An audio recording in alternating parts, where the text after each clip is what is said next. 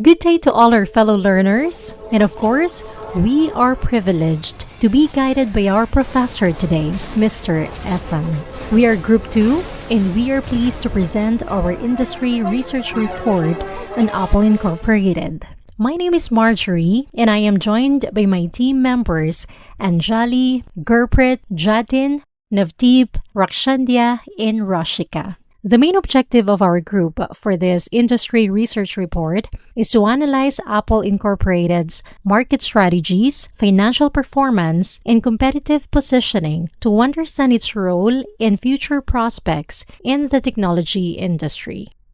I'm going to talk about the gross domestic product for 5 years for the Apple Ontario. So the graph shows data points for the GDP of the Apple industry in Ontario for each year from 2018 to 2022. We can see in the graph that in every year the GDP was increased by 20 millions. Like in 2018 it was 500 million, and in 2019 it was 520 million. As it goes, it is increased by 20 million. Till 2022, it was peaked at 580 million CAD. In the line graph, we can see the data points are connected by a line showing the trend over the 5 years. The graph illustrates a positive growth trend in the Apple industry's GDP. From 2018 to 2019, there was an growth of 44%, and from 2019 to 2020, the GDP again increased by 20 million, which is 3.85% growth. And from 2022 to 2021, it was 3.7% growth. And from 21 to 2022, it was 3.57% growth. So the steady increase in GDP highlights robust growth in the Apple industry in Ontario, suggesting strong economic health and possibly increasing demand and productivity in the sector. Predictive insight is if the trend continues, it indicates a potential positive outlook for the Apple industry's economic contribution in the following years. Let's talk about Apple retail sales data in Ontario for the 5 years. As shown in the graph, Apple branch has carried over into the Ontario retail locations, mainly in the Ontario. The Apple did 450 million Canadian dollars in 2018 to 470 million in 2019. This sales goes up to 500 million Canadian dollars in 2020.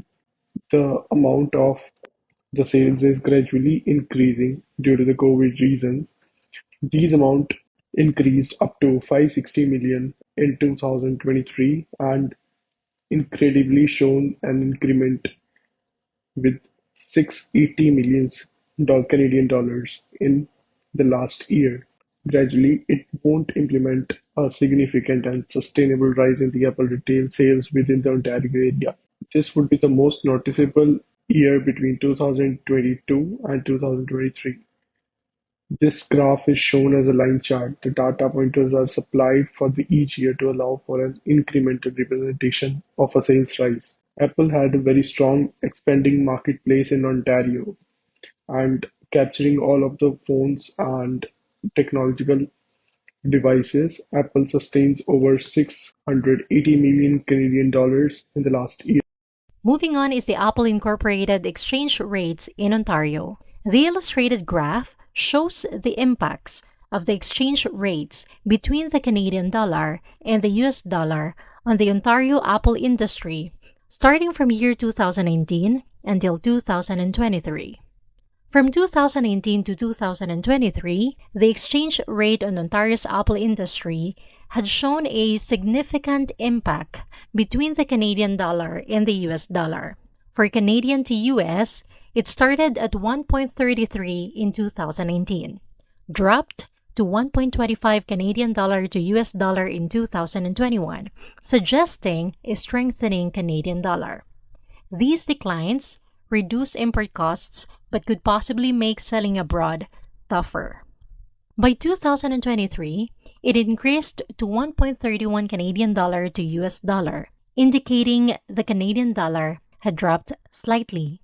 These increased exports. However, it also increased the imported goods costs. In this change, challenges and opportunities for the industry are both presented, requiring adaptable strategies to manage costs, enhance export effectiveness, and maintain profitability regardless of the changing exchange rates. The inflation rate for Apple Ontario during 5 years has been shown in this chart. It was 1.8% in 2019, it fell to 1.2% in 2020. It increased to 2.4% in 2021. It hit its highest point of 3.1% in 2022, and then it gradually decreased to approximately 2.8% in 2023. The COVID 19 pandemic most likely caused the decline in 2020, but growing demand and the economic's recovery were certainly the main causes for the following significant rise. Even with the tiny decline in 2023, inflation is still very high. As you can see in the diagram, the unemployment rate begins at 4.5% in year 2019, followed by 5% in year 2020, indicating a rise in unemployment within the Apple industry. The rate peaks at 5.2% in year 2021, suggesting further challenges in the industry that Apple has to face. In the following year, it was at 4.8%, followed by 4.6, which showed decrease in the unemployment rate within the Apple industry, Ontario. So the decrease in unemployment rates in 2022 and 2023 suggest resilience and adaptability within the Apple industry in Ontario. The peak in year 2021 could have been influenced by the COVID-19 pandemic, which affected many industries worldwide. A declining unemployment rate indicates potentially higher market demand for Apple, leading to increased production and the need for more labor. The recovery may also indicate investments in the industry, such as improved agricultural practices, technology adoption, etc. This graph shows Apple's interest rates in Ontario from 2019 to 2024. In 2019, the interest rate was 6%. From 2020 to 2022, the rate increased significantly and stabilized at 12%, indicating a period of economic stability or strategic business decisions.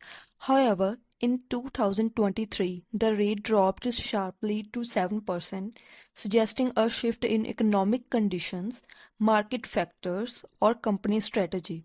The interest rate for 2024 remains at 7%, indicating a continued conservative approach. This graph highlights the fluctuations in Apple's interest rates over the past 6 years, with a peak during the middle years and a notable decline in the recent years.